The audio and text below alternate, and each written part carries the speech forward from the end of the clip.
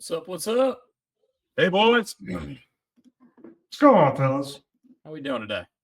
No, we're hanging in there. Hanging in there. We're going. We're going. Well, welcome to another episode of Gary Williams Oh My Lawn Furniture. We're going to be talking about some Week 5 stuff. We're going to talk about some baseball stuff. Where do you guys want to start? First, I want to apologize. Sounds like I've been chugging cigarettes for a while. Still getting over this cold. I think I got the black lung. So that could be another movie quote, by the way. Yeah, that could be another movie quote. Yeah, if you don't know, our today's draft is movie quotes. Yeah. So I apologize if I'm constantly hitting mute and coughing a little bit here and there. I promise I'll do my best to go on mute as quickly as possible as I can. Also, before we get started, I want to going down our rundown. Sarah Shrewsbury and Charles Bitzelberger, CB, got married over this past weekend. One of the most ridiculous weddings I've ever been to in my entire life. Threw all the formal stuff out the window. Their food was fantastic. It was a glorified bull roast, pit beef, pit ham, pit turkey, mac and cheese, coleslaw. The boys, the groomsmen outfits with Orioles jerseys with white shirts underneath. The women all the bridesmaids looked beautiful. It was a great time. Delaware Dave, of course, wore his wedding shorts as he normally is known to do. And it was just a blast. A couple of highlights from the wedding because it was incredible. Was during the father-daughter dance, unbelievable father-daughter dance, great song. Can't remember it because this ass clown of a kid, I don't even know who he is, underage, starts throwing up at the table directly next to the bride and her father while they're dancing. I Kirsten and I were so mad at this boy. Nice. You should have saved that for you. That's a shame, dude. Oh yeah, no, you're right. So that's all I got to start before we get in the rundown. That's great. How was the country's calling, Dustin? Country called, dude. I was gonna say, did the country call? Yeah, country called. Yeah, it was absolute banana land down here for the last couple weekends. Yeah, but yesterday was the Bull on the Beach golf tournament. Raised a bunch of money for AGH, and that was really fun. So we got to relieve some stress from the weekend. Also, bacon wrapped scallops, amazing. You are on mute, Mr. Huckleberry. Did you play in it, or do they come to your bar afterwards, or what's the? No. I played it. We played in it. It's a scramble, just similar to the St. Gerard tournament or the Chaucer tournament, which also I think we need to talk about on here. Sure. But yeah, it's a ton of fun. We almost won it. We came in second one year, like maybe 3 or 4 years ago. Yesterday we didn't really compete. We just couldn't really make any long putts. But that's how it goes sometimes. But super fun function. It's for a good cause. So, really cool. And yeah, good to get over the festivals and have normalcy back here in Ocean City.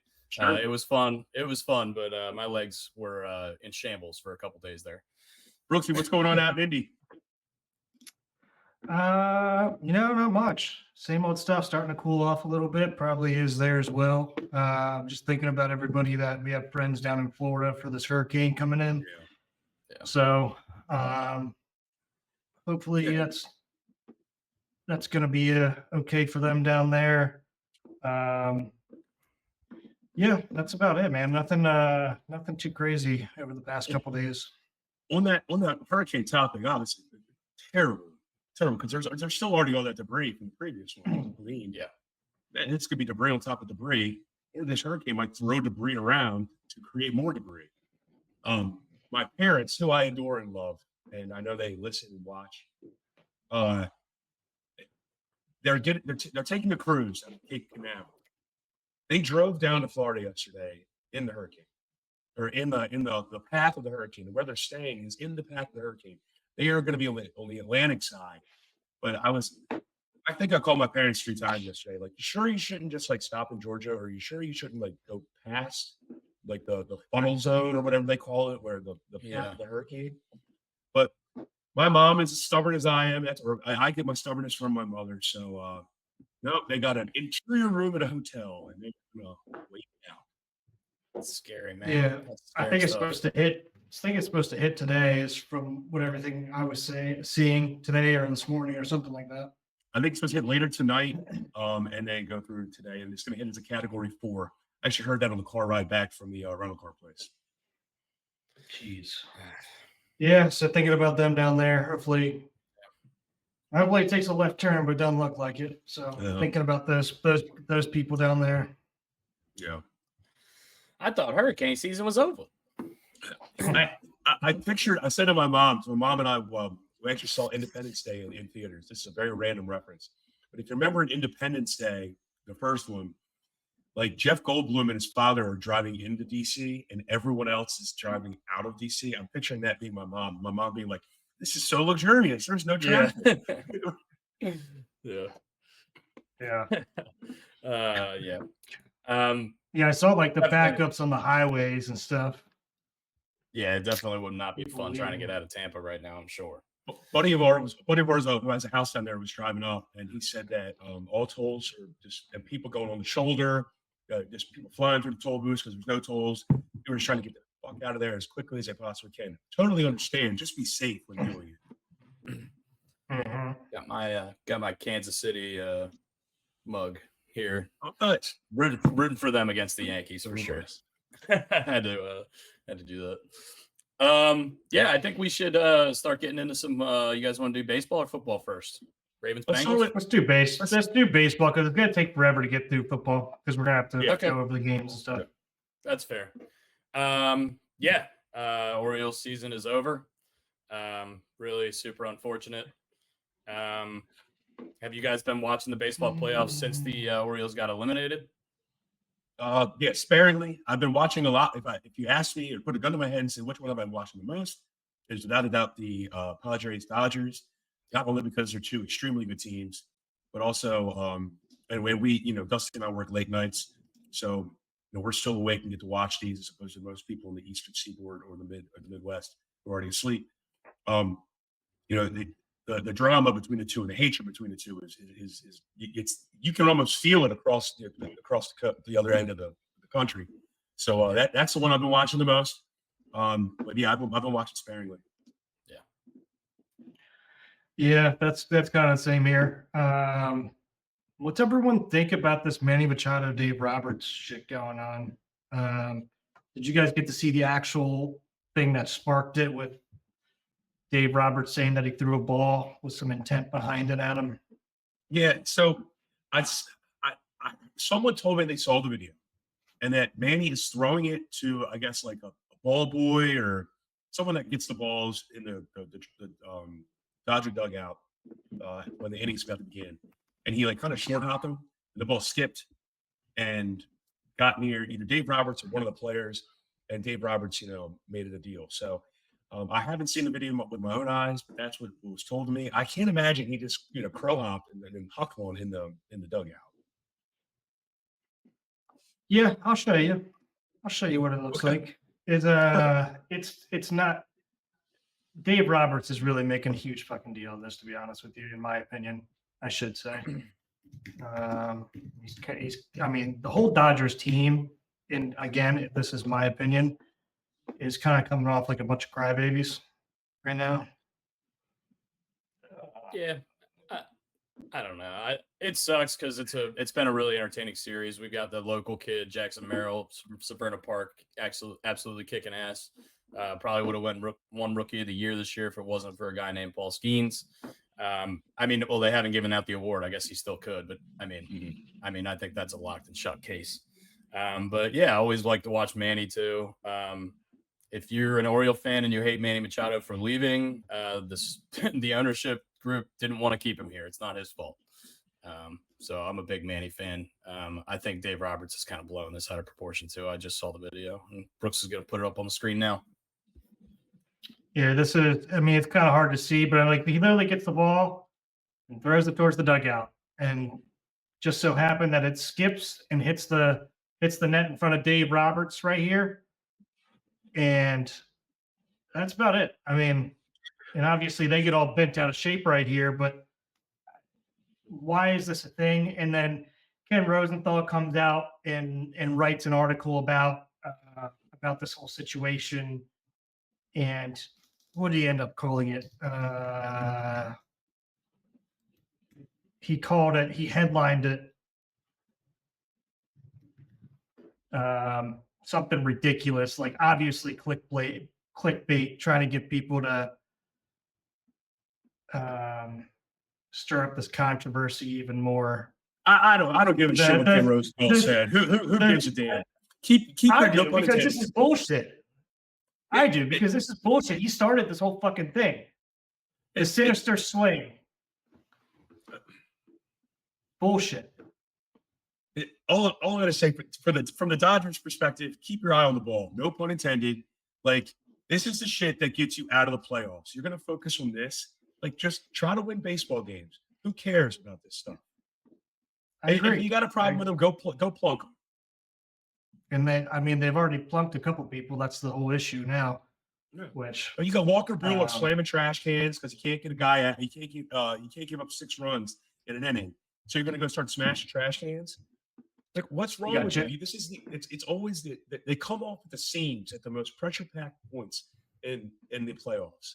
And at least they got one World Series out of this. And I'm sorry, if they don't make a World Series, Dave Roberts gonna be gone. And he can throw all the fucking baseballs he wants into any dugout he wants.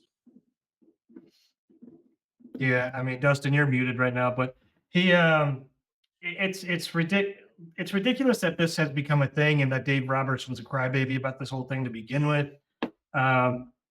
And then just the LA Dodgers, like the Dodgers fans throwing shit at the players on the field. Just everything that has happened in this series by that side has really rubbed me the wrong way. And don't get me wrong, the Padres are definitely doing some instigation. They're doing a ton of instigation on this whole thing.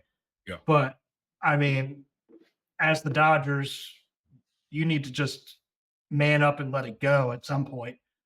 I love the juxtaposition. The juxtaposition of the managers. You have Dave Roberts, who's all fired up, still looks like he could still steal a couple bags out there. And then you have Mike Schilt in the other dugout, who looks like Mr. Belvedere, who's sitting on a rocking chair. There has no emotion whatsoever. It's so great. How about Manny bringing the whole team in and like trying to calm everybody down and saying like, hey, like let's fucking stay focused on what's the task at hand here. What's the overall goal here? We're trying to win a World Series. Good for Manny. Good for him bringing everybody in to kind of bring some level-headedness in there, which you don't really see out of Manny sometimes, even though he was kind of supposedly the instigator in this whole fucking thing, even though, like I said, I don't agree with any of it. I think it's Dave Roberts and Ken Rosenthal getting their panties in a wad for nothing. This is where Freddie Freeman needs to step up and be like, hey. I agree. It's locked in. Freeman, Mookie Betts, Shohei Ohtani, you got leaders on this team. They need to step in there. Is Kershaw still in the dugout somewhere? Mm-hmm. I saw somebody tweet this morning that Dave Roberts said it was going to be a bullpen game in Game 4. I mean, didn't they just spend like $1 billion this offseason on Ohtani and Yamamoto and trade for? They got Tyler Glass now. They got Walker Buehler. I mean, this is crazy. I can't believe their parade of starting pitchers, and they just can't get anybody on the mound that's very good. Yeah, I don't get it. I do not get it. And as far as the Yankee series, kind of, man, talk about I don't want to call it a choke job, but for lack of a better term, out of Judge right now and his playoff performance so far. It's been rough. History of it too. I saw a stat. He's got the highest strikeout percentage in MLB history for somebody who has over whatever the threshold of at bats was, right over Martin Maldonado, who was number 2 on that list. Who used to kill the Houston Astros. I saw 4th on that list was Mike Napoli. Oh, really? Jeez. Yeah. Big Mike Napoli. Awesome. Did he win a World Series MVP? I don't know if he was the MVP. He was definitely on that Red Sox team. Mm-hmm. Yeah. Well, that was Steve Pierce's year. Didn't Steve Pierce win that year? God. Yeah, Steve Pierce. I think he did. A 3-hitter. He was a 3-hitter. He's awesome. We should have a draft of the most obscure World Series MVPs of all time. or championship MVPs like Larry Brown from the Cowboys when they had like Dion and Michael Irvin and Dexter Jackson from the Tampa Bay Bucks on the defense that had Derek Brooks, Warren Sapp, and Rondé Barber and John Lynch. People always random forget who safety won. gets 3 picks. Was it for Seattle when they won the Super Bowl? It was Malcolm Smith. Yes. Crazy. Malcolm Smith. I didn't know that. I don't really know who that guy is. Uh-oh. Brooks, you got Get no outta bat. here. Yeah, No battery. No bat. It's like you're Get out. making your cookies and your fire alarm is going off. Yeah. All right, I let's didn't talk see some it. baseball. We didn't talk anything Orioles here. Yeah, I got a couple Orioles notes on here. It's just the same thing we harked on all year is what I saw in the series. We couldn't get guys over from second. We couldn't get them in from third when we needed to. We've said it 4 million times on this podcast. And we said, this is how you lose playoff games. And this is how we lost playoff games. Our pitchers showed up. We gave up 3 runs in 2 games, and we lost them both. It's ridiculous. Yeah, I can't even remember what we talked about on the last podcast. I think we had just lost the first game. I don't think we had gone over all this since I guess it's kind of old news at this point, but yeah, I mean, same old things on the offensive side. I mean, I'll give it to their pitchers. Their pitchers fucking looked way better against us than they have against the Yankees. That's for damn sure. Yeah. And like it doesn't seem like they can throw a strike half the time against them. Again, I mean, we were swinging at some shit out of the zone, but let's give some props. The pitching was great. The defense was relatively good, at least solid. So some of the stuff that we wanted to see, just minus the hitting. So Elias came out and said that Hyde's going to be back next year, but I confirmed that, but he couldn't confirm anything else. If I had to guess, our pitching coach is probably going to be there again next year, and it's going to be more directed towards our 2 hitting coaches, which was interesting from the start for me. So, And then we got to see what happens with Fredo. Gonzalez is that coach. Freddie Gonzalez. Freddie Gonzalez. I think, yeah, I don't know. That's an interesting one. I didn't think about that at all. Another controversial thing that kind of came out over this, Dustin, unless you got something else before I bring this up. No, go ahead. So Heather Noble tweeted something. She's known to be pretty close with Mullins' wife. And then she kind of made her whole Twitter profile private pretty quickly. Go ahead, Brian. Who is she, by the way? I wanted to qualify who this woman is. She does some kind of writing, I think, for the Orioles. I forget. But regardless, she's close with Mullins' wife. And this is what she came out and said. Somebody got a screenshot of it. Got some tea on the Orioles that I was given permission to share anonymously, which boils down to Hyde is in over his head. So they need a new manager. They need to sign veteran leaders, position in pitching. The young players were undisciplined, showed up late to the park. This is something that should not be getting out of the locker room ever. Ever. So pretty annoying that this has come out, whether it's true or not, not really sure, but she is. I don't really give much credit. So this stuff should not be leaving the locker room, and I don't see those players letting it out of the locker room now after they didn't say anything all season and came out after they clinched that, like, everything you see on Twitter isn't always true. So yeah, I think this is just bullshit. Honestly, I think it's just some person trying to get traction on their social media or something. I don't really take much stock in it. No, me neither. I just want to say to all you guys, suck it, nerds. Right. You know, there's one in Rehoboth. I could get there in an hour. Yeah, but if you're not watching us, if you're just listening, Brian's got some Chaps Pit beef that he just got delivered. Yeah, I got to Yeah. give a shout out to Joe as well. Joe is our first member of our Huckleberries. Joe is our first Hell Huckleberry. yeah. Hey, So, so Hell yeah. Thanks, He, man. I went back and looked, and he was legitimately the first one. So thank you, shout out to Joe. Joe. Shout out to Joe. He's been an awesome supporter. He commented. I think we put out on our membership our interview with Brad Brock at the Ripken Studios, and he said that's when he was introduced to us. So appreciate you, man. And thanks for following along since then. Shout out to Chaps Bit Beep and shout out to Joe. Yeah. Chaps, sponsors, possibly you. I could use Medium some rare free extra beef horseradish. sandwiches, please, and thank you. I I'm think Brooks, starving when you right now. when you do some posting, let's like hashtag them or whatever it is. It'd be great. Yeah. Could definitely use some pippy sandwiches in my life right now, since I don't really get them out here. Yeah, I haven't anything watched else? much of- The Orioles. Not really. I was going to Before we move move on on. to the other playoff series. I mean, we do have to at some point talk about the impending free agents, Corbin Burns and Anthony Santander, if we're going to be able to re-sign those guys or how we're going to fill those holes if they do decide to leave. But I think we've got a long offseason to talk about that.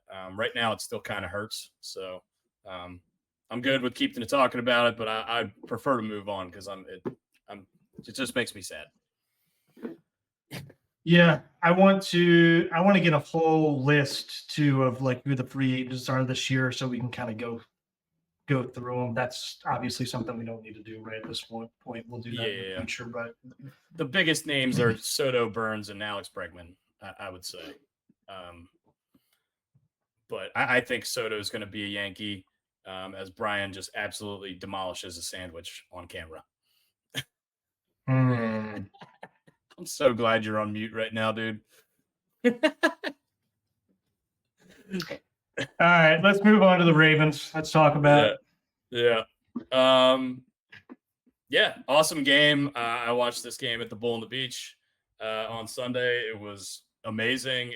You could feel the air go out of the Bull when Lamar dropped the ball in overtime and they got the ball back. But it came straight back in when Derrick Henry ran for 50 yards down the sideline and set up that field goal at the end. I think Lamar was fantastic. I think the defense needs some work. What did you guys see, particularly in that game? Same thing. Lamar was incredible. And anybody who wants to the thing that bothers me the most about this whole situation too is that, yeah, everybody was pretty pumped, like that we pulled that game off, and we're giving a lot of props to Lamar right now. But I mean, if he fumbled that snap and we end up losing that game, like everybody's headline on ESPN is going to be like, Lamar fumbled the game away. It's like, no, Lamar's the only reason we won that fucking game, because I don't think this game is close without Lamar.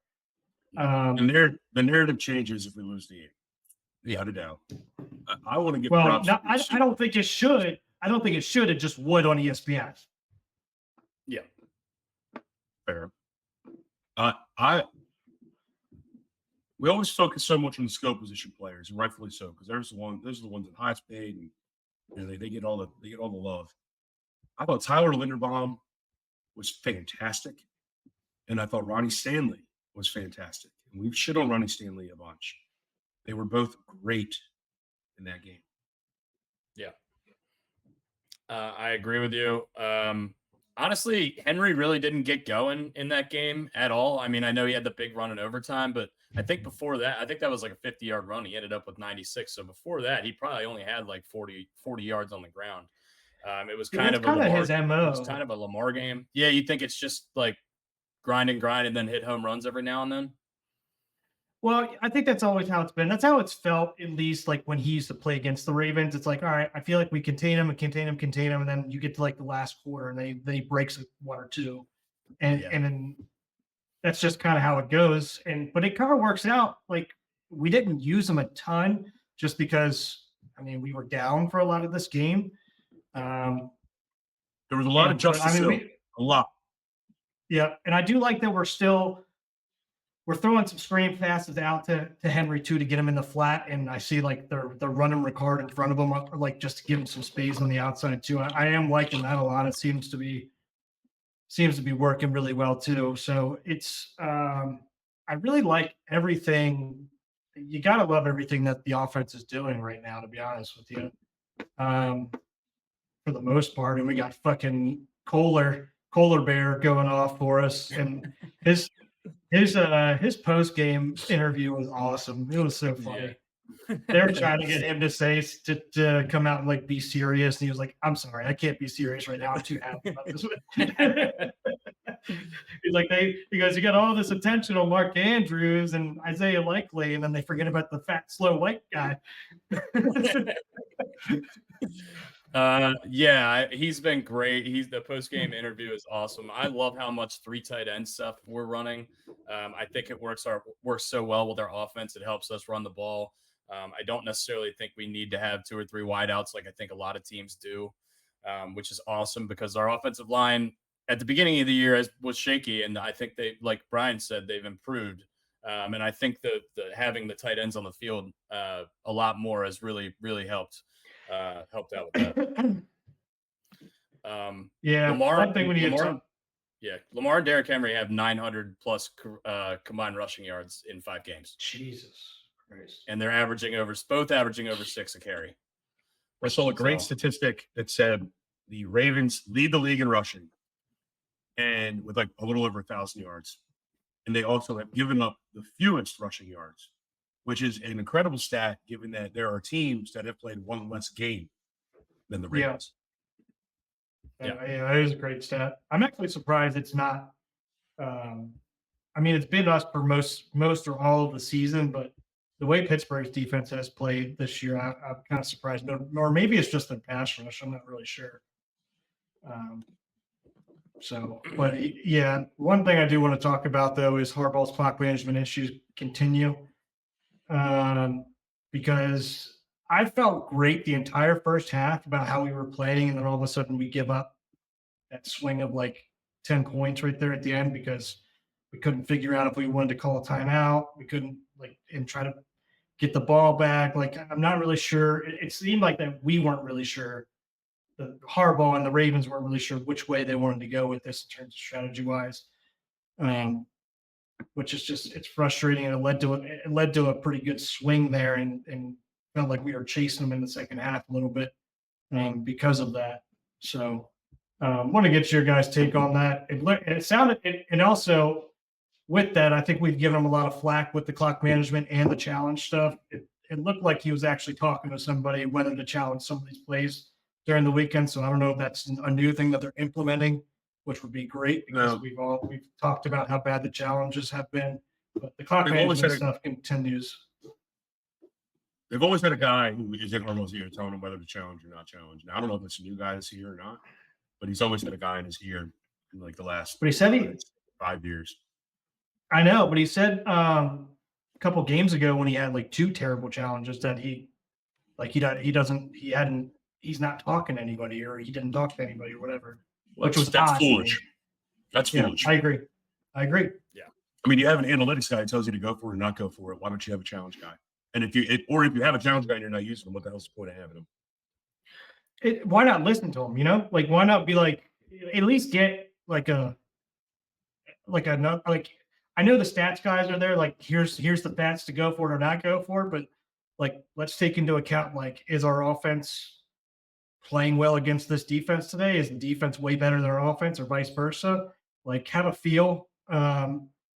I don't think the stats take into account, like, all right, this is a bad offense going against a great defense and vice versa.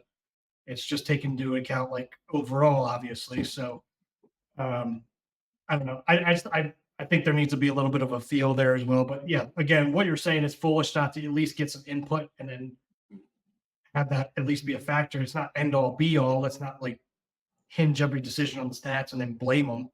Have a feel for it. And be a coach. It's the sabermetric. It's the baseball sabermetrics thing, right? Have a feel, read a room, know what's going on around you.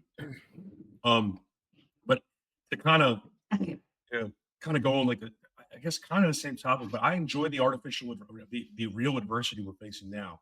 I remember that one year where we lost the Titans in our first game. We were blowing teams out, and then when we got into a close game, we didn't know how to handle ourselves. And I mean, we played from that ahead. was a shootout. Yeah. Mm-hmm. Yeah. That's a good point. What do you get the feeling? I think Cincinnati's offense looked really explosive, and I think they're kind of starting to click. Do you get the feeling from them that they'll be able to turn it around and make a push? Or do you think 1-4 is too big of a hole?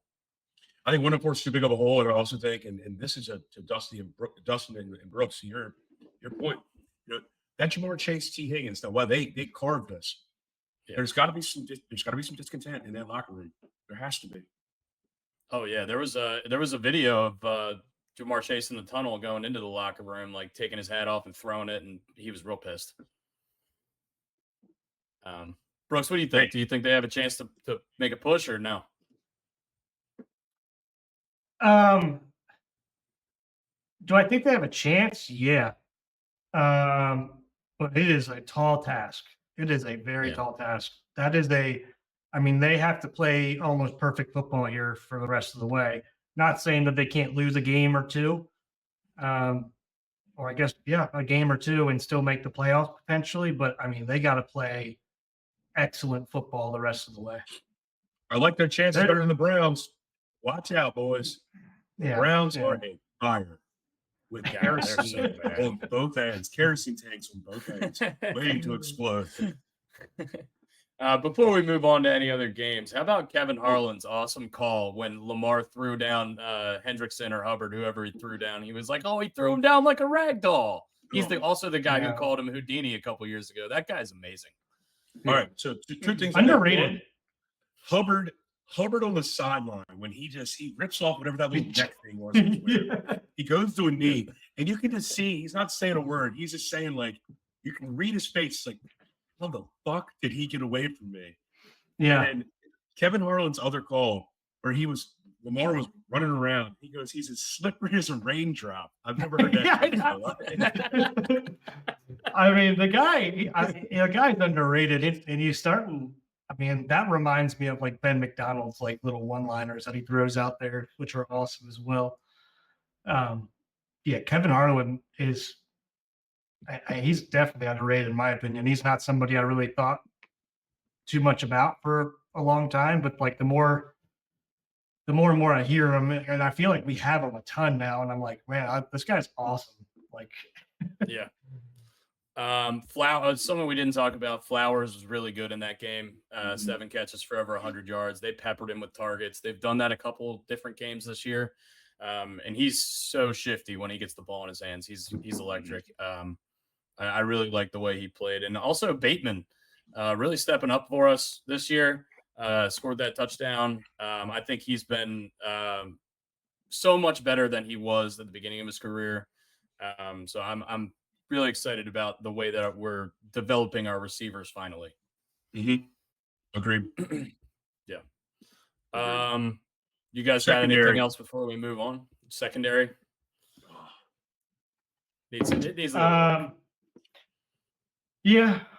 Secondary looked rough. Obviously Humphrey came up with a clutch pick. Yeah. That doesn't denounce like there were some communication issues and everything like that, and something that I need to remember as well. Maybe we need to remember it as well too. Like the whole coaching staff on the defensive side is new, and our defensive coordinator is the first time him being a defensive coordinator. So there's a lot of new there as well, and same thing with the offensive line, which has shown progress week over week since the first week and second week when we were like, holy shit, this is terrible. It's gotten better. So hopefully we can give them a little bit of time and have a little bit of patience with them. And hopefully this is a communication issue and a scheme issue rather than a talent issue. Yeah. Damn it, Joe. Joe's the new Hardball Challenge guy. Joe's got his ear. Yeah, I think if you remember back to when we hired Mike McDonald, the first like maybe 6 or 7 games were pretty rough in defense, and then they really turned it around in the second half of the season. I'd really like to see the same thing out of Zach Orr. Obviously, super young guy, super new to all this, and I mean he was playing linebacker for the Ravens like 6 years ago. So and again, the running defense has been great. So we'll see. I hope so too. And I got Marcus Williams written down here for, is this the worst signing in franchise history? It might be just in terms of like, it might be just in terms of like, so far he's been out more than he's played. And when he's been playing, he has not been very good. But again, this is a new defense and a whole different scheme. So trying to be have a little bit of a patience with him as well. So like we've seen him be great in New Orleans. So yeah, I want to put perspective on that. I mean, to say worst signing in franchise history, that's too much. I mean, Earl Thomas is going to be up there for me. That's exactly what came to my head. But I mean, maniac. The injury bug with Marcus Williams is bad. Then when he gets back, he's not playing to the level that that we signed him when he was with Cowboys. Yeah, I mean it's tough. It's tough to play to that level when you're not consistently on the field. And I think hopefully he'd be able to get more consistent reps. And same thing as we talked about with Zach Orr, he can improve. And also you got to remember we got a boundary corner who's a rookie who's starting and trying to cover T. Higgins and Jamar Chase. So I mean that's a tall task for any secondary. Anybody in the secondary, let alone a rookie. Moving on from the secondary because we could beat that to a drum or whichever way we want to go with it. But anybody still worried about Tucker? No. Yeah, we got to talk about that, dude. I love that. I loved it. No, I'm not worried about him at all. I think he said all he needed to say on the field on Sunday. Yep. There's nothing else to say. Yeah. I never wavered, never worried. Yeah, I wasn't. I wouldn't say I was terribly worried. I mean, the guy obviously has a ton of legs still. It's not like he's losing it. He's not losing his leg. And then, but when he kicked that ball and I saw it come off left, and that's where he's been missing when he's been yanking him a little bit. Yeah. I mean, my balls went up in me a little bit for a second. I was like, oh shit. And then I saw like, and then you see like the flags going, and it's like, I mean, you got to have. Yeah. Speaking of balls, you got to have some nuts to start that thing at the left or even outside of the left. From watching Pat McAfee show, he's like, he started this thing all the way out here and brought it all the way back to the center and played the win that way. And after missing over there so much, he was like, you got to have a lot of confidence to do that. So pretty cool to see him pretty much put his meat on the table there. It looked like one of the power fades I hit in the Bull in the Beach golf tournament yesterday. And by power fade, I mean slice. I think we can move on from the Ravens. I think we talked about them enough. I just saw this news that Nico Collins got put on the IR. He's the leading receiver in the NFL. I had no idea about that. Yeah, so that if you're in fantasy leagues and anybody's got Tank Dell up for grabs, you should go grab him because he's going to be eaten without Nico there. What game do you guys? Did that mean that they're going to make a play? I mean, let's start there. I guess we're already talking about it. Does anybody think that that puts them in the high up in the running now to go get Devante with him on the IR? Would make sense. I mean, I think anybody could go get him. I listened to Belichick talk on McAfee about how he thinks the second round pick is way too high based on the value, how much money is left on Devante Adams' contract and his age. It's a starting point. I do think he probably will get moved. I don't know if it'll be to Houston. I mean, they still have Tank Dell, they still have Stephon Diggs, and they also have Robert Woods, who I didn't know was still in the NFL, Bobby Trees. Right.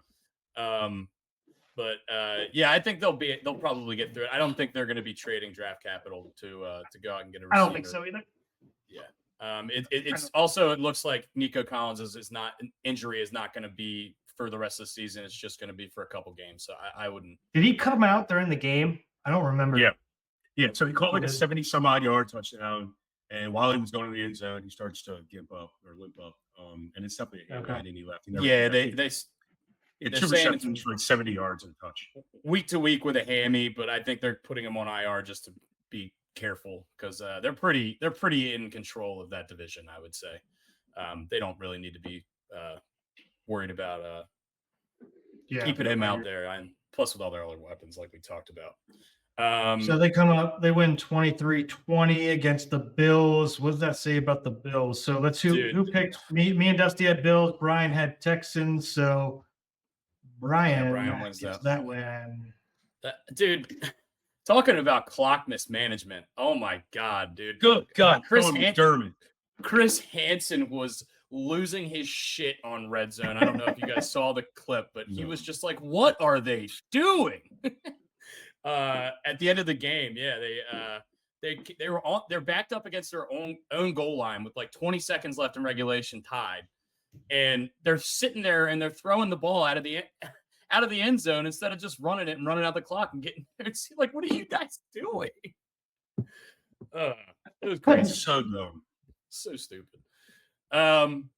Yeah, I mean, I don't know. I think Buffalo's got some holes. I can't believe they only put up 20, but I think this Texans defense might be legit. Are you guys? I think they're probably up there with us and the Chiefs. It's probably going to be one of the top contenders in the AFC.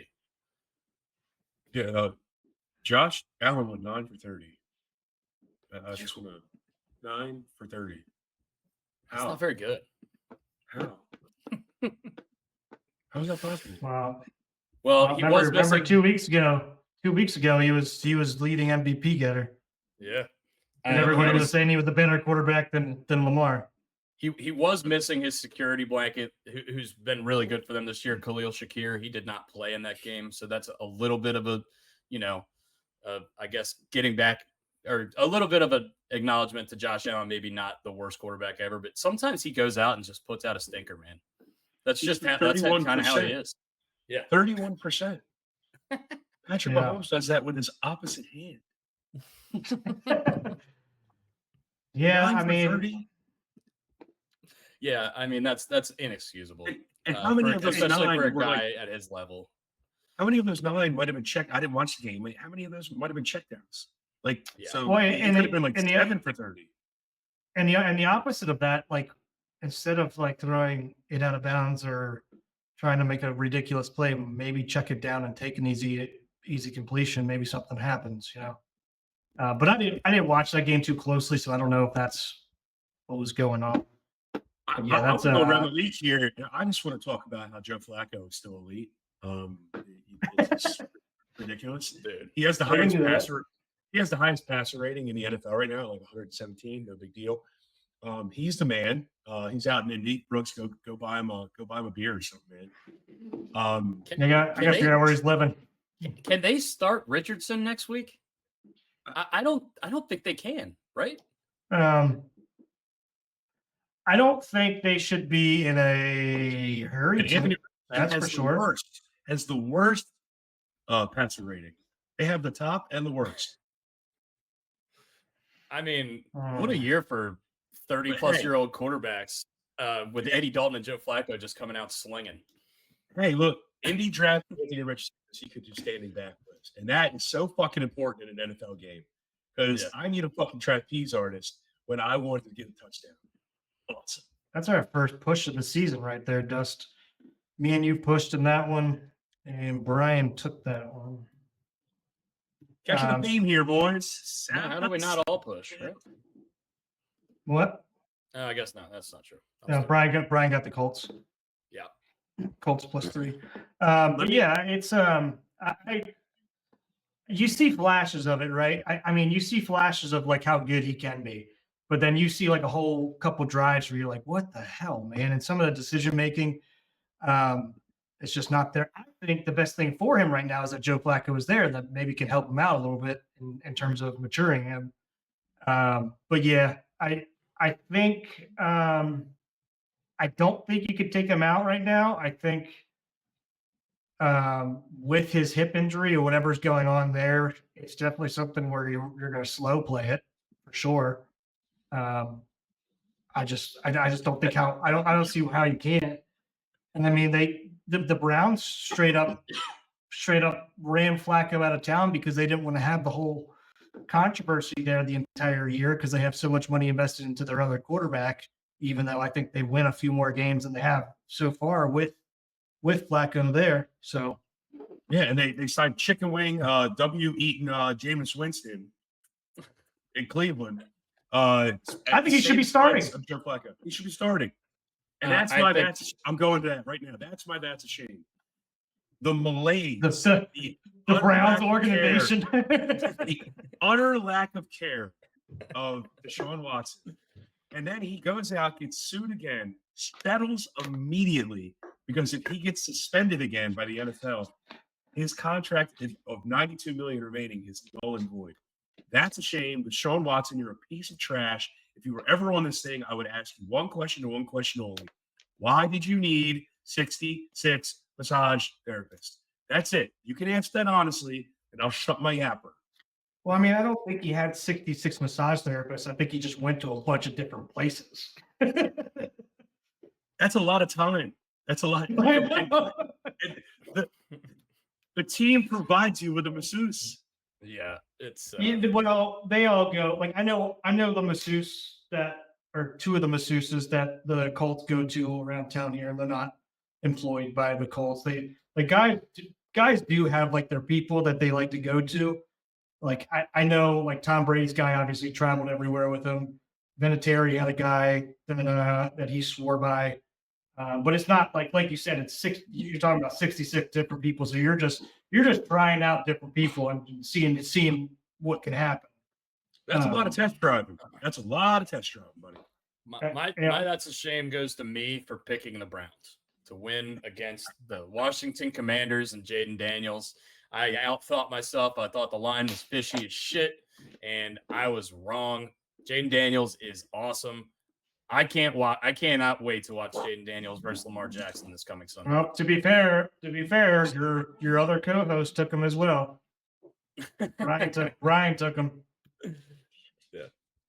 But yeah, Jaden Daniels, that's there's not much more to be said about the Colts Jags game. What's your best shame, Brooks? I had one. I need to think about it again, see if I can remember. Alabama It'll probably come to me here soon. No, not yet. How about the Vandy fans carrying the goalpost 3.5 miles down freaking Broadway and throwing it into that pond or whatever? Yeah, that was incredible. You know what? That's a shame. Is fucking Dave Roberts. Since we went over it, we already talked about Dave Roberts and Ken Rosenthal. I got a little fired up about that. So that would be that's a shame for you guys being little petty bitches and not focusing on the task at hand. So we'll move on. If we're hitting the reverse button and just talk baseball again for a second, and I know we're going to go back to football here and go around the league. Tito Francona coming back to the major leagues. How about that? I completely forgot about this. The Reds, man. Yeah. My in-laws are I should say my father-in-law is a Reds fan. My brother-in-law is a Reds fan. They're all from the southeastern part of Indiana, which butts right up to Cincinnati. So I was like, "What do you think about it?" I don't think he had heard because I had heard about it about an hour before. I had met up with him, and I'm like, "Hey, did you see who the Reds just got as their manager?" And he was like, "No." And I was like, Terry Francona. I don't think anybody knew he was even available because he had retired for the second time now because of health issues. So I think everybody thought he wasn't going to come back because of his health issues. Yeah. So that's if I'm a Reds fan, I'm ecstatic because they've got talent. They've got freaking talent. That's for sure. They have talent. And I watched an interview with him, and he said that the reason he retired obviously was health issues. He said he needed to focus on his body. He said he lived a semi-normal life for a year. And then he said he wasn't even really looking to get back into baseball, but then the Reds called. And he said that when the Reds called, he said it felt just like when Cleveland called. He said it just felt right. He said, nothing against Cleveland. He goes, I had a great time in Cleveland. He said he couldn't say anything negative about a single person in the Cleveland organization. He said, but the Reds feel just like Cleveland. And he said, must be an Ohio guy. I guess. And he also said, Dan Patrick asked him, he's like, what did it feel like for a year to wear normal clothing? He goes, Dan, there's nothing more I enjoy than going into the ballpark, putting on my slides and putting on my baseball pants and just walking around thinking about how we're going to kick someone's ass today. Thought that was a great line. That's a baseball guy, dude. I love him. Yeah. He's going to have a lot of fun there with Ellie De La Cruz. That guy is awesome. Yeah, we'll pivot back to football as Brooks is off camera. I don't know what he's doing. While he's off camera, let's talk about Big Bob Saleh getting canned from the Jets. Robert Saleh getting let go by the Jets. They announced that their defensive coordinator, I think his name's like Ulbrich or something like that, is going to be the interim head coach. Do we think Rodgers pushed him out, or do we think it was just kind of this team needs to change up? I think, the team needs to change up. I also think that if Rodgers wasn't consulted on it, then something really bad's going on there. Yeah. So he had to sign off on it. So, I mean, I'm not saying Rodgers pushed him out, but he had to be consulted and give like the thumbs up. I mean, you're still keeping Nathaniel Hackett there, who's absolute hot garbage. I think Deshaun Watson could actually be a better offensive coordinator than Nathaniel Hackett. But hey, look, this is what Aaron Rodgers wanted, and look, I'm gonna rip off an Aaron Rodgers stat here in a minute. That's on the rundown. Through 5 games, Aaron Rodgers is 2-3 with the Jets, and they've only scored 93 points. Last year, Zach Wilson through 5 games was 2-3, and the Jets scored 93 points. So last year we just blamed everything on fucking Zach Wilson. This year we're not blaming Aaron Rodgers for shit. Because the media pumps him up to be this fucking darling. Look, he's a great quarterback. He is not a great quarterback. We talk about the media hates him. Oh, I mean, but they still pump him up and talk about him all the time. Like he is the best quarterback to ever fucking set foot on the field. He's Jesus. He won 4 MVPs, dude. He's one of them. Awesome. He's on the Mount Rushmore. He's on the Mount Rushmore of top quarterbacks of all time. But he's not there anymore. And what I'm really getting at, the whole point of bringing up that stat, is he wanted to bring in all his fucking buddies. Bring in Randall Cobb. Bring in Alan Lazard. Bring in this guy. Bring in Nathaniel Hackett, his fucking toupee and his merkin. All right? And look where it got you. Got you right where you fucking deserve to be. And your Packers are actually doing a decent job.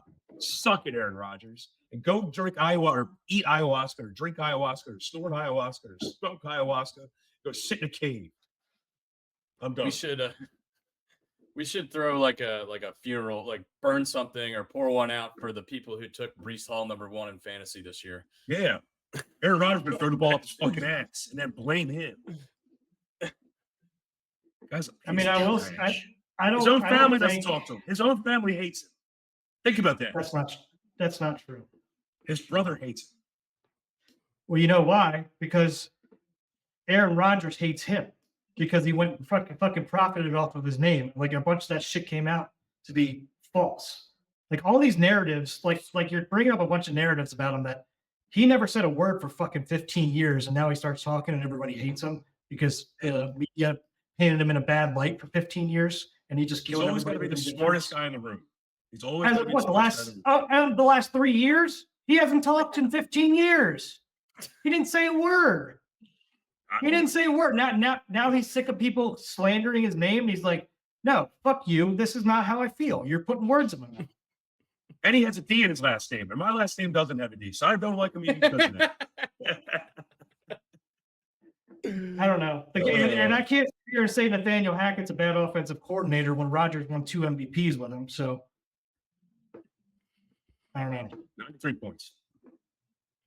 I agree. Vikings I don't like think he should be the offensive coordinator. Who? Rodgers. He should just be the offensive coordinator. Why do you need Hackett? I mean, he's also the GM. I mean, he's Joe Douglas. I mean, they came out and said that Woody went down and talked to him, but he didn't even ask him about Saleh and everything like that. Sure. We all know there was a fucking input in there, and there should be. I heard you talking earlier. There should be. I mean, that's your franchise quarterback at this time. If he thinks that he shouldn't go, then you should take that into account. So, yeah, look, they just look sloppy. London games are always weird. But yeah, And I will say, like his great. he hasn't looked very accurate the last couple of games either. Right, wrong, like whether I don't really maybe I'm not seeing this correctly, but I mean, watching the last two games with Rodgers playing, he just looks like he's missing throws that he doesn't usually miss. Yeah. And that could be a rust thing. I mean, that could be a rust thing, but he's also 40, so we got to take that into account. And another thing that really rubs in the wrong way with Aaron Rodgers, it's like year to year, am I coming back? Am I not coming back? That's what the Packers finally are like, fuck this. We don't need to deal with this shit anymore. We're just going to move on. And we don't got to worry about, how you feel or how the cave is. And you're going to come out of it pissed in the corner. Like, no one cares. Oh, man. You guys I think he cares whether he wants to come back or not. I think he should be able to figure out if he wants to. It's his life. I mean, should he retire and then come back? Like Favre 3 times? Like Favre? I know. I like that, Joe. That's a great line. That is a great line. Oh, man. I agree.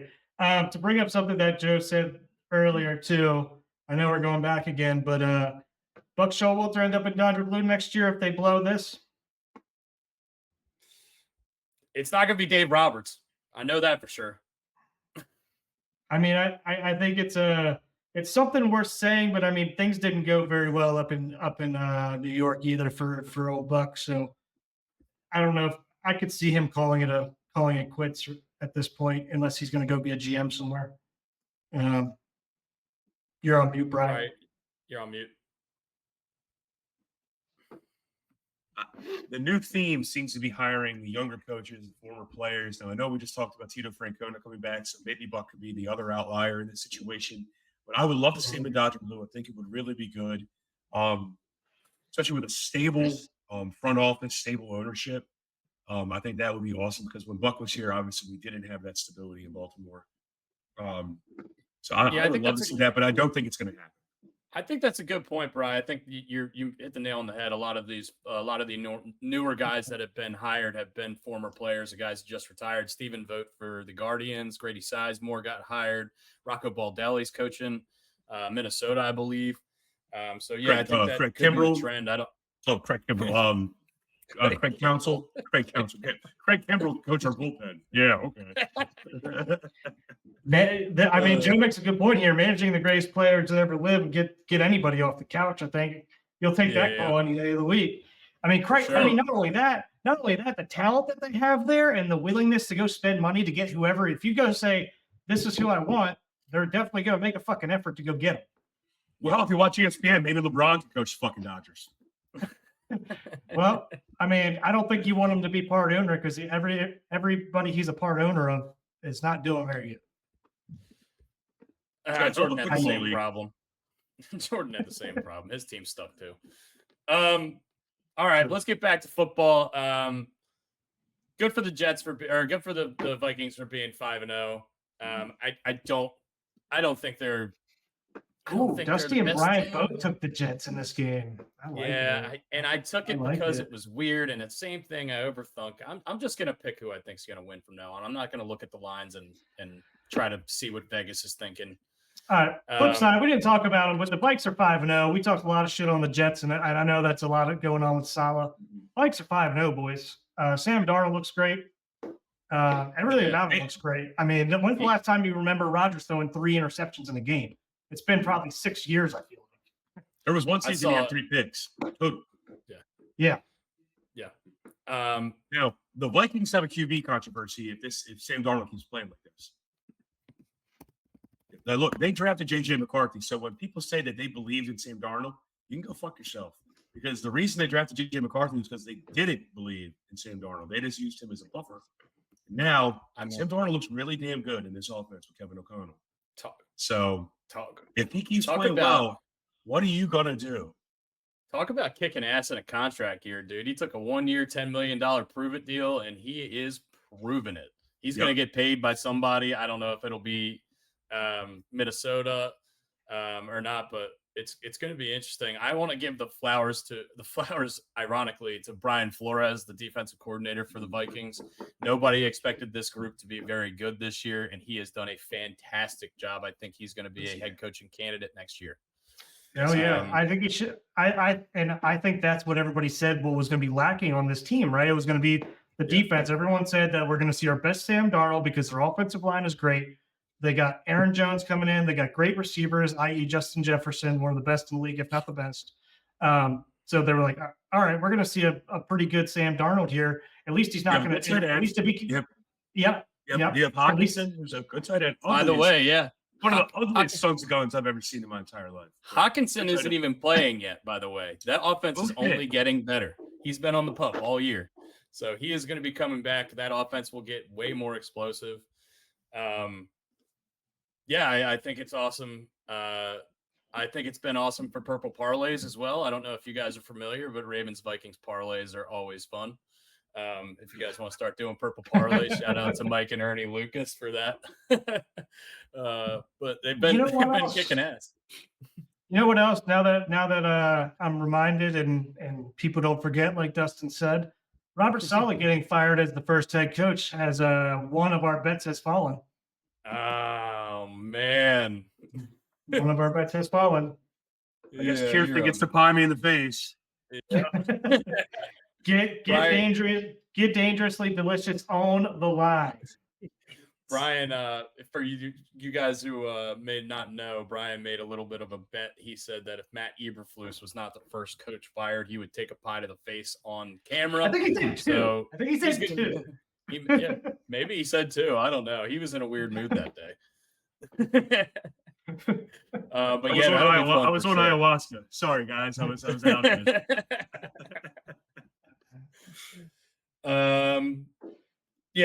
Let's move on. Bears kicked the shit out of the Panthers. I don't really want to talk about that game. I don't have really anything to say.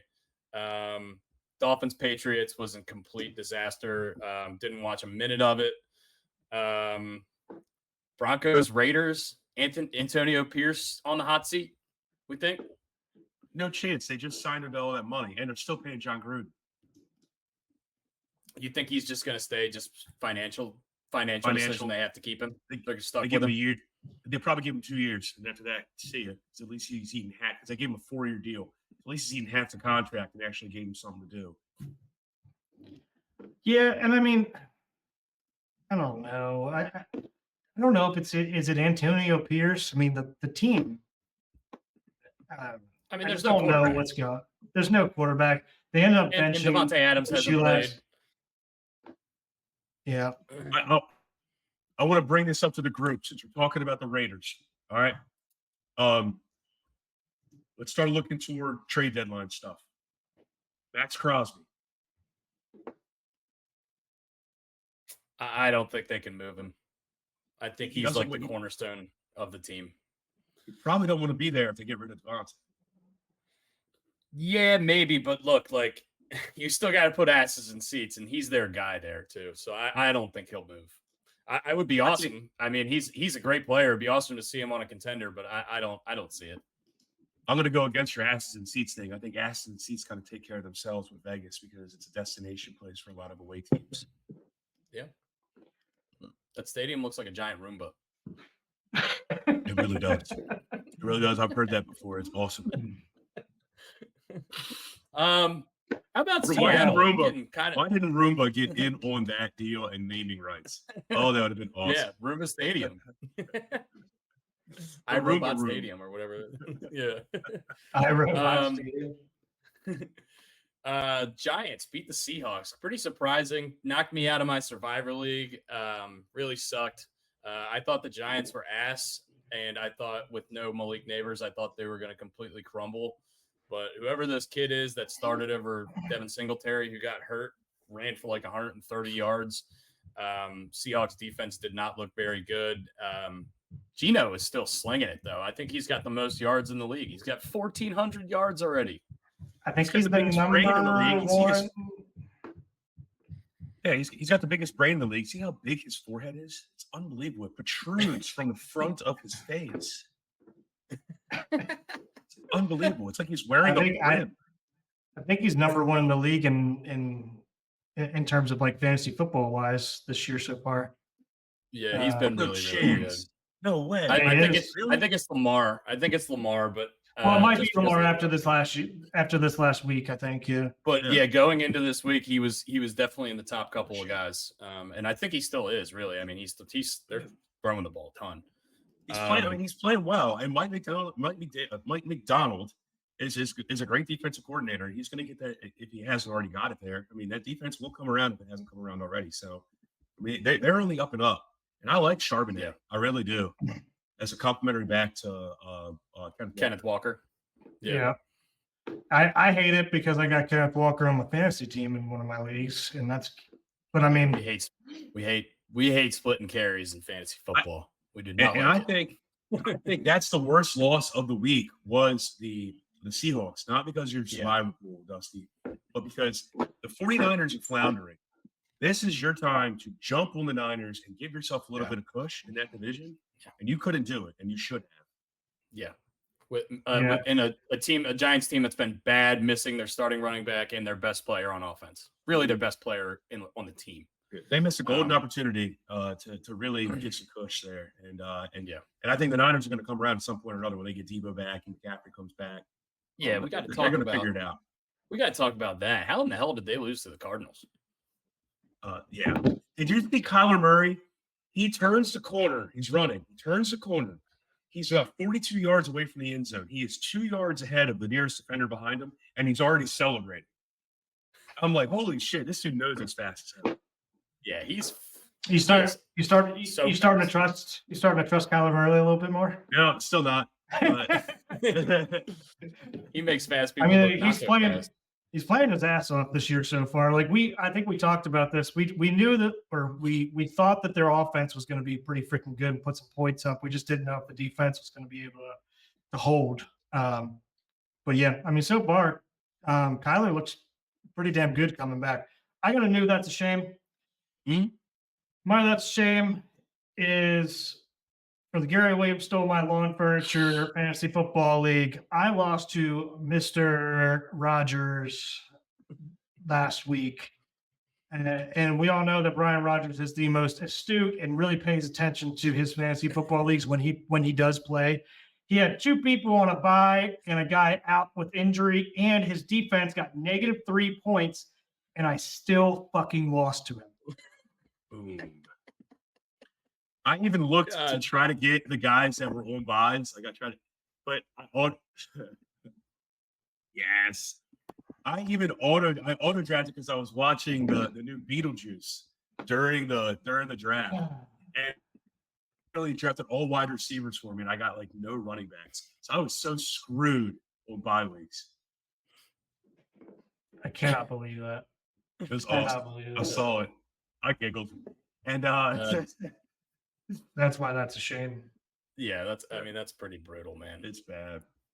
I had the Vikings put up 18 points for me. Still lost. How about Van Ginkel? Speaking of the Vikings, Van Ginkel. Dude, I sent a text in one of my group chats. He's like the king of housing screens and slants. That guy is always in the end zone.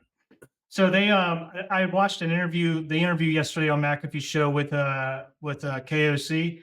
Said they were practicing all the different, like if Rodgers sees certain pressures and like his check downs and stuff like that, they were practicing all that. So like he was literally ready for it because they practiced it all week. I mean, I didn't see the game. Next level thinking. I didn't see the game or any of the highlights. I just saw that I got an update on my phone that he scored a touchdown. I'm like, holy hell, this guy is always in the end zone. I watched it live and I was like, there's no way this guy keeps doing this. And everyone from Applebee's is all excited because they get 6 free boneless wings. Who goes to Applebee's? If you're going to go to a chain restaurant, go to a real restaurant like Outback. You don't want me to answer that question, buddy. Oh my God. Speaking of which, the price of wings right now, $134 a case, up from $79 a case. Are you kidding me? It's crazy, man. Try to get chicken Football wings. Season. We still haven't. That's why boneless wings are so hot right now. It's so much easier. It's so much cheaper. Let's keep paying $20 for a dozen. I mean, it's gonna keep happening.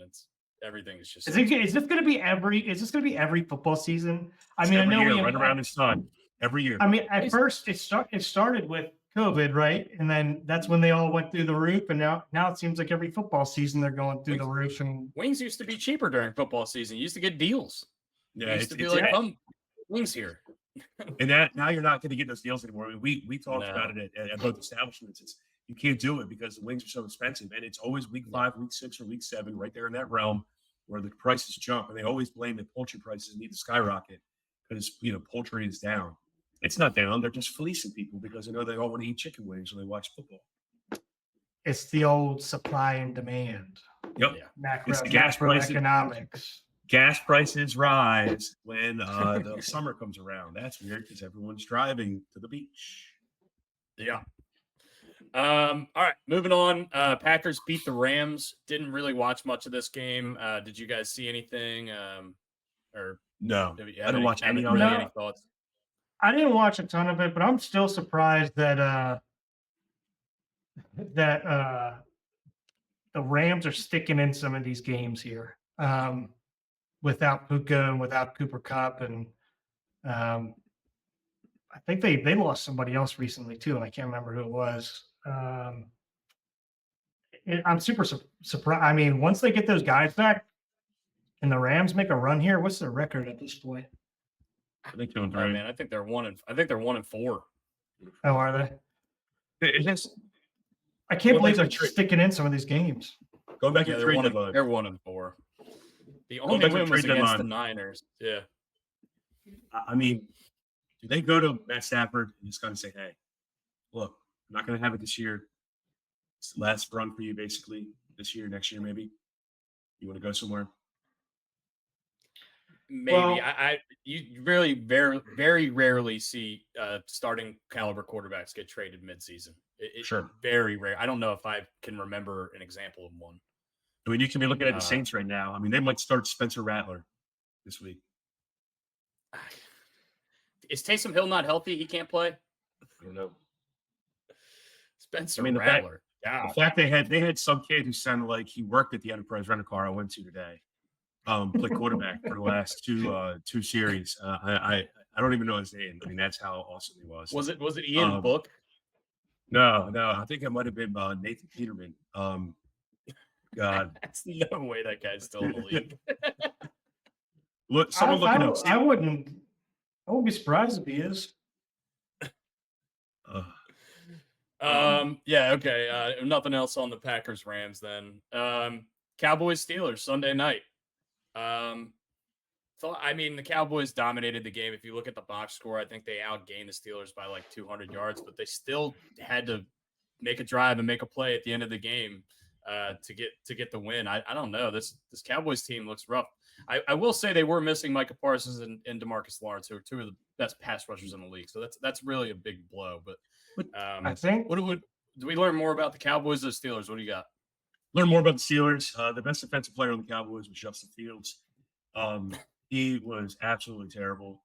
It's definitely Russell Wilson's turn. I learned more about the Steelers than I did. And the Steelers have no wide receivers. George Pickens is the wide receiver version of Deshaun Watson. So good luck to the Steelers moving forward. Mike Tomlin will try to right the ship, and he most likely will because that's how good of a coach Mike Tomlin is. I learned more about the Steelers than I did the Cowboys. Cowboys will, and Mike McCarthy is Aaron Boone. He inevitably will fuck it up. Yeah, I don't think the only people that Steelers have to throw to at this point. I mean, I know their offensive line is banged up. I think 3 of their starters are out. You really got Pickens and Freiermuth. They're the only 2 people to throw to. It's hard to run when your offensive line is that banged up, but they're in a tough spot right now. And Najee Harris aged, I think, 7 years in the offseason. So I think he aged that much coming out of college. He hasn't lived up to a lot of the hype. He's the new Trent Richardson wearing black and gold. He's been brutal, man. Yeah. I think I've been saying Jalen Warren's better than him for 2 years now. I mean, I just think he's straight a better player. I remember Jalen Warren at Kentucky. He was great. Yeah. He just, like, every time he's in the game, it just looks like there's just more of a spark. I don't know what it is, but It reminds me a lot of the Tony Pollard when Zeke was starting to decline. Tony Pollard came in and it was a different gear. Yeah. That's a really, really good example. I love that one. Last game of the week was Saints Chiefs. I watched this game, but I was also at work, so I didn't get to see everything that happened. I saw the Rashid Shaheed touchdown. I don't know. I've been saying forever, I think Derek Carr is not very good. They got off to the really hot start, but I don't really believe in this Saints team moving forward. No, Derek Carr played his ass off. He was constantly getting pressure from not just Chris Jones, because Chris Jones didn't really show up to the back end of the third quarter and fourth quarter when he needed to really show up. But there were other guys getting pressure on Derek Carr throughout the duration of the day. There was some guy in his crotch at all times. He made a play that he ended up getting hurt on. It's a goal, and it goes right through some kid named Tipton's hands. He gets pushed down, hurts his oblique. He's out probably 4 weeks. And he played his ass off, and the rest of the team did not. Alvin Kamara was basically non-existent. Tyrann Mathieu, he just wanted to punch people in the face on defense. The Chiefs, I want to speak about the Chiefs. How the hell do Andy Reid and Patrick Mahomes go to the local shopping mall, pick up 6 guys who are sitting outside looking for jobs, and all of a sudden figure out how to make them score touchdowns and run routes? Because I don't know half the people on the team other than Juju Smith-Schuster and Travis Kelce. Juju Smith-Schuster got cut by the Patriots, who were one of the worst teams in the league. They didn't want him. I mean, Kareem Hunt's in hotel casinos kicking people. He's out here scoring touchdowns now. And then you got some guy named Cam Steele, who sounds like a porn star. He's scoring touchdowns. What the hell's going Steele? On? Whatever. He's the guy with the pet alligator. But they did get some good news. Well, they think they got some good news. I think they have to go get some more opinions or whatever. But they think the Rashid Rice thing might not be season ending. Yeah, season ending. But it went from non-season ending to season ending now to non-season ending again. So there's a lot of conflicting information going back and forth here on this one. Well, because there's multiple doctors who have multiple opinions on this at the moment. So they actually they opened them up yesterday to figure out what the hell is actually going on. So I'm wondering, I'm interested to see what happens there. I'm interested in what your camera's doing right now. Yeah. Same. Me too. Joe, I need you to go out to Indianapolis, help Brooks out a little bit, buddy. Yeah, he's not our local tech expert. We'll pay for your flight, dude. That's really all I have for the NFL week. We will preview the incoming NFL week, including the game tomorrow night, and we'll do our picks in our show tomorrow. We're going to have Sean Foy on the show to cream his pants about Jaden Daniels a little bit. And preview the Ravens Commanders game and the rest of the game, and we'll make them our picks. But if you guys don't have anything else, I think we can get to our snake draft. I got something. We did not even talk about the Bucks Falcons game. Oh yeah, you're right. It's the first game of the week on Thursday. Did not get to watch it. Was at work. 509 passing yards for primetime Kirk to break Matt Ryan's single game record as he goes into the Ring of Honor that during halftime as well. I thought that was pretty awesome. And also Atlanta just needs to bring those uniforms back and keep them. That just needs to be their black jerseys. Those uniforms are sick. Yeah. And to go along with that, and we can go right back to this game. How about those Broncos uniforms? Oh my goodness gracious. Those were delicious. The yellow helmet, those baby bluish or light bluish jerseys. Oh, those are tasty. That's why they won. They didn't win because of Bo Nix. They won because of the uniforms. They saddled those things on. They could have thrown their helmet out there. They would have won the game. Guaranteed. They're winning in spite of Bo Nix. I do not believe in that guy. I'm not huge on him. I don't have anything for the Thursday night. I don't have anything for the Thursday night game. I was at work. I didn't get to watch it. I saw the score, but it looked fun to watch, but I didn't get to watch it. Dude, our Cousins is just Diesel. Could you trade Michael Penix? Get a first round pick back and maybe a second round pick back for. I don't know about that. I think that was the weirdest thing. I still don't have a clue what their plan is. Something else I forgot. Drake May is starting his first game this week. Jacoby Brissett has been benched. Drake May is going to be starting against the Texans, who I believe sacked Josh Allen 7 times. And now the Patriots are going to try to get their quarterback of the future killed behind what I believe is one of the worst offensive lines in the league. I think this is too early. Brissett's been abysmal, but I don't know. I think you start him against the Dolphins or some team you have a chance of beating and get his confidence up. I don't think they have a chance of beating Houston. I think Will Anderson will be wearing Drake May to the locker room. Yeah. I don't even know. I don't even know what to do there. And also on the Dolphins, what are they going to do in terms of? They're going to bring Tua back. He wants to play. And I think if he's cleared to play, I mean, we'll listen to the medical experts. I understand. I also understand the money associated with it. I've read all about it, heard all about it. So I totally understand where he's coming from, why he wants to do it, and his passion for the game. It's just terrifying. If he gets hurt one more time, it's got to be a career ender. And it sucks to say that because he all indications are he's a decent human being. Oh yeah, everyone loves him, but it's I don't know. I just say leave it up to the medical experts. You have to. I mean, that's all you can do. That's all you can do. 100% right. All right. Let's move on to our snake draft. I didn't make a graphic last week because I completely forgot until right now. So we did not get to put that up on Instagram to poll people. So do you guys want to let Brian go first? Yeah, what was our draft last week? Mascots. Gotcha. It kind of went off the rails anyway. No, it would have been a good one. What are you saying? We got to put both out then. This. Yeah, you're gonna make a mascot one, and then you're gonna also give the movie quote one. Correct. Yeah, I'll make them both after this. I don't have anything to do the rest of the day. All right, sounds good. So I'll give a little background of what we're doing for our draft while you go ahead and type away. Yeah, go. We're gonna do top movie quotes. Movie quotes can be from any movie. Does not have to be sports related whatsoever. These are one-line quotes, so you can't have 3 sentences, 4 sentences. They need to be basically quick one-hitters. Do we want to do 5 picks or 10 picks? Because I know we have a ton. And I don't know if you can even make a graphic that has 10 spots on it. I don't know what you guys want to do. I think let's keep it at 5, just because we always do 5. I think it's good. These aren't going to be the best movie quotes. These are going to be our favorite movie quotes in for sure. So obviously there's going to we're not going to pick Casablanca or Gone with the Wind or anything like that. I mean, maybe I look at you, kid. By the way, I think that one for the order, Brian, do you want to go first? Sure. This will be a first. All right.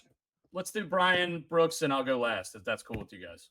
All right. So with the first overall pick, I will take "You're Killing Me, Smalls." Yeah, that's good. I was on my list.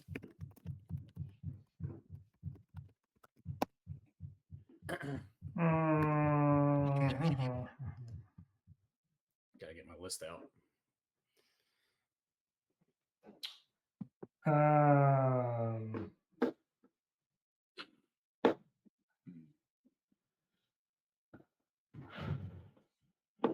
I'm gonna go with Big Gulps, huh? Well, see you later.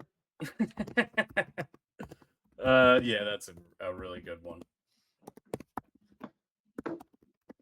That sounds fantastic. I'll have a bowl.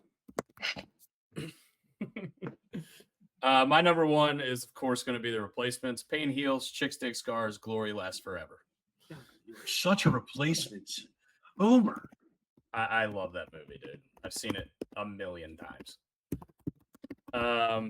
And my number 2 is going to be from the movie Ace Ventura. If I'm not back in 5 minutes, just wait longer. Just wait longer. Dell or Dave's going to vote for you, without a doubt.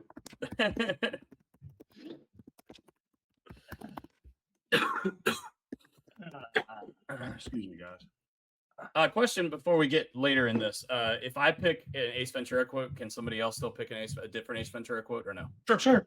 Yeah. Still a quote. Okay. Cool. Just making sure. My second one's going to be take a step back and literally fuck your own face.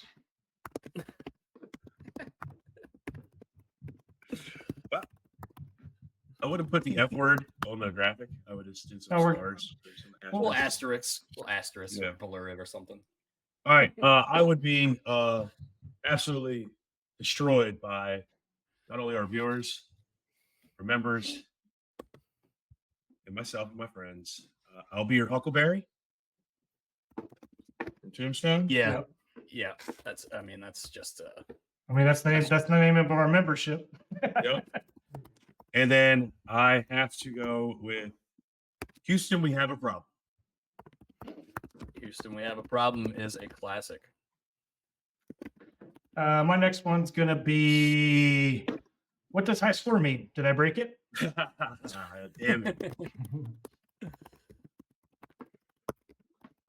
Okay. I got 2 in a row.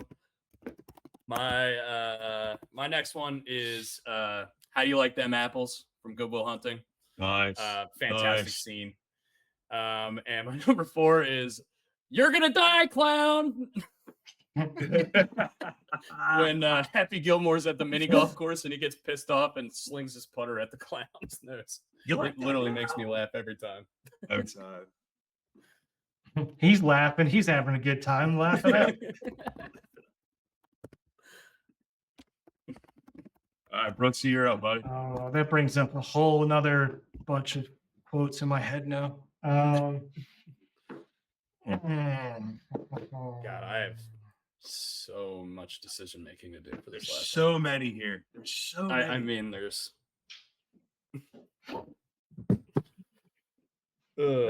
Man, I've got one of my favorite ones sitting under my name. People don't forget. People don't forget.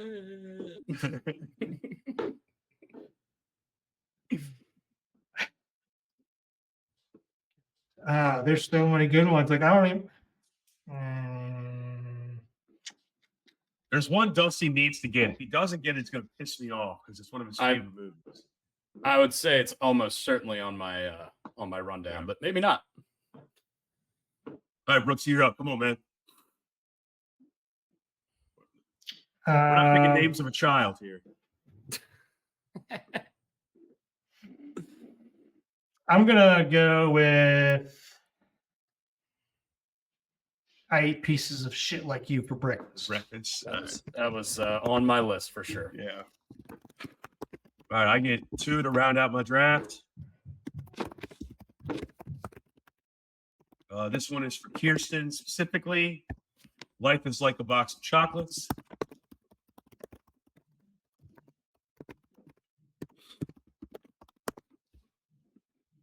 And your last one? There's no crying in baseball. I can't believe that didn't go first. I thought I was gonna get it at 5. Yeah. I got one I'm more. glad somebody. Yeah. I'm glad somebody took it. Yeah, we both had one left, Brooks. Yeah.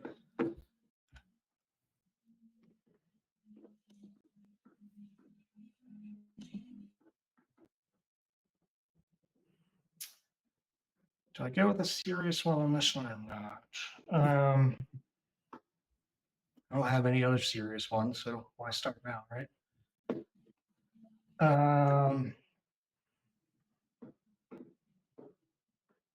Give me another Adam Sandler movie with kick him off the tour, Doug. That's not good. That's bad. That's a good one. I love that one. I love that movie. I'm between so much stuff here. I picked my first 4 in order, but I didn't pick my 5th one, so I gotta just go for it. I wish I did more research. Give me Tommy Want Wingy. Yeah. All right, now let's from Tommy Boy. All right, so we all have honorable mentions. So let's do this. Let's do some strategery with the honorable mentions. Let's all give 5 at a time, and we'll start with Dustin first. Give 5 of your honorable mentions, and then if we have more, then we can free for all it after we each give 5. Okay. Last game of the year, Brett. Can't hold anything back now. What the hell is Brett Favre doing here? Something about Mary. Yeah. I forgot about that one. Get on the scale, get off the scale from Heavyweights. Tony Perkins. Yeah. How did I miss that one? There's a scene in The Town where Ben Affleck's like, we got to go somewhere. Some people are going to get hurt. A lot of people. Yeah, Jerry Renner goes, whose car are we taking? That's a really good one. And then I got one more. From one of my favorite movies when I was younger, Without a Paddle. I don't need to outrun the bear. I just need to outrun you. All right, Brooks, you give 5 honorable mentions. I don't have them all written down like you guys do. One of the ones that I was thinking about doing is looks like I picked the wrong week to quit sniffing glue from Airplane. Another one is the TV PG version of Snakes on a Plane when he goes, oh yeah, I'm sick of these monkey fighting snakes on this Monday Friday plane.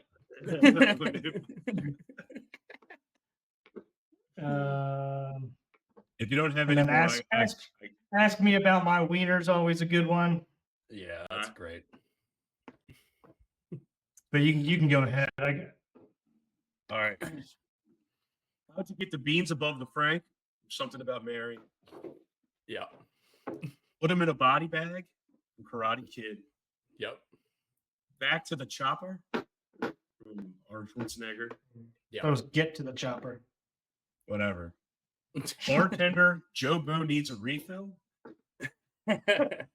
Yep. Quack, quack, quack, Mr. Ducksworth. That's the one Dusty I thought was going to get. No, I did not. I'll go for some more. Cram it up your cram hole, LaFleur from Dodgeball.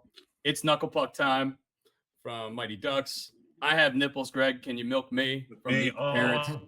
That's a great one. You're going to need a bigger boat from Jaws. And Let the Big Dog Eat from Phil Brickma in the movie I can't remember right now. What's that movie called? Oh, it's Rookie of the Year. Rookie of the Year. Yeah. I got a couple more. More Ace Venturas. Like a Glove. We got that. Like a glove. Kind of needs rhinos. That's so good. One of the best scenes of all time. But he's Rhino. Excuse me, I'd like to ask you a question. All right.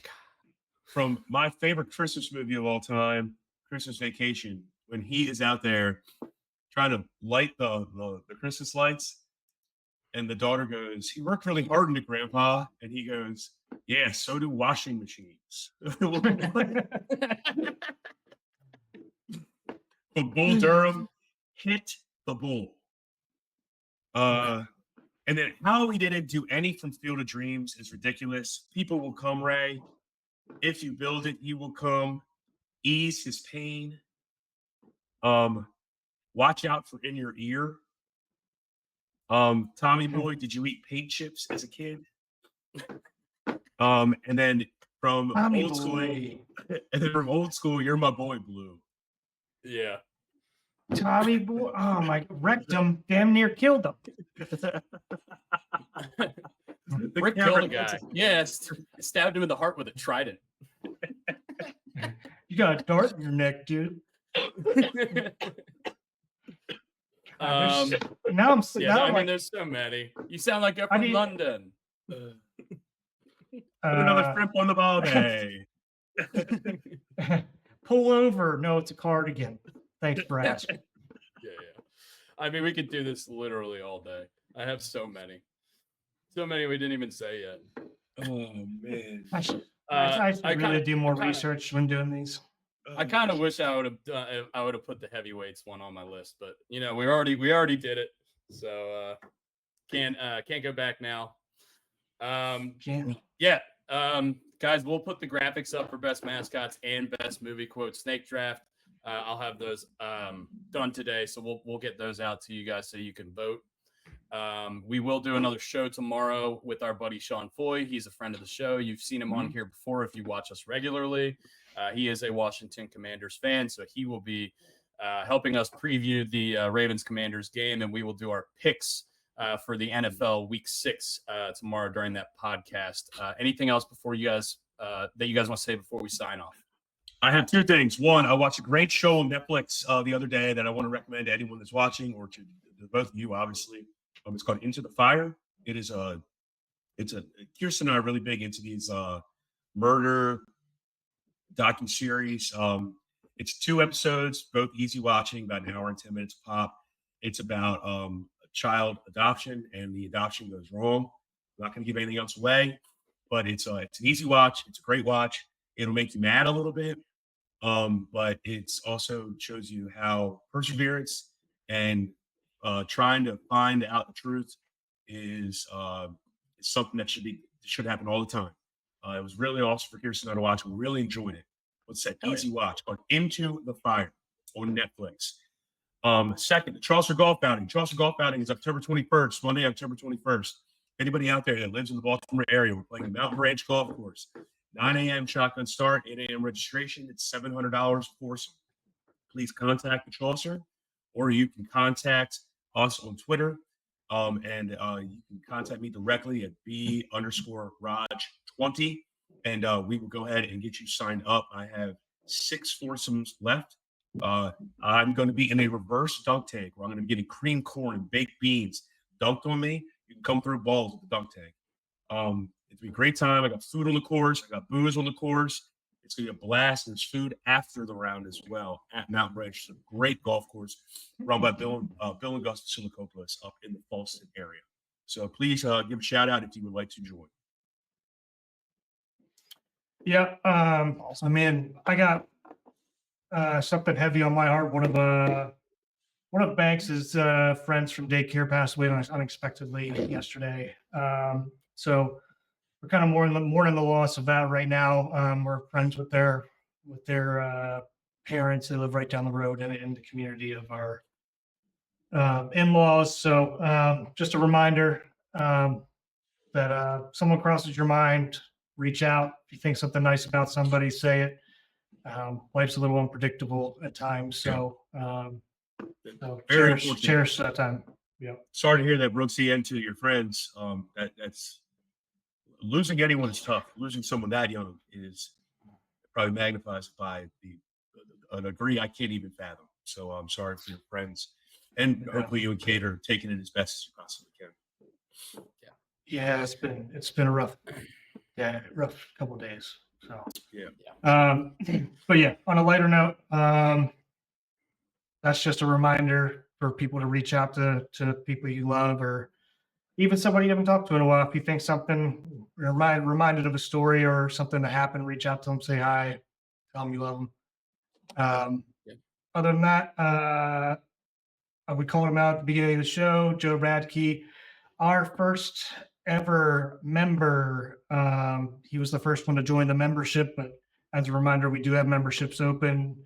We will be giving away some free merchandise if you join over here over the next week or so. We're going to pick some random members that have joined and send you guys some free hats. So we might be reaching out to you for your address. So keep an eye out for that. Brian, you're muted. You're good. Big shout out to Joe. Thank you very much, my man. You've been awesome. All the comments are fucking fantastic. Really appreciate you. Anybody else who wants to join, please, that would be awesome. Look, we suck at this. We understand that we suck at this. So we just like having fun. And I say it every single week, whenever we close up. The best part about doing this podcast, I get to talk to my friends. It makes me feel good. I hope it makes them feel good. I love them, and I appreciate it. And I was very hesitant when we first went on this venture. And now it's one of my favorite parts of the week, if not my favorite part of the week. So I love you guys. Take care of people. Talk to people. It always helps each other out. Absolutely. Yep. Got nothing to add. Well said. Love you guys. Great show. See you tomorrow. Hey, and we'll just a little teaser. We might have some in-person podcast coming up soon as well. We got a lot of stuff that we might be together for. I know at least for Mr. Foy's wedding. So keep a lookout. We're also going to try to get some stuff put together with the Ryan Ripken show as well, especially if we're all going to be in town for Mr. Foy's wedding. So yes, sir. We'll be announcing some of that stuff here in the future. So keep an eye out. All right. See you, boys. As always, love you guys. Thanks for tuning in. Love you. See you tomorrow. See you tomorrow.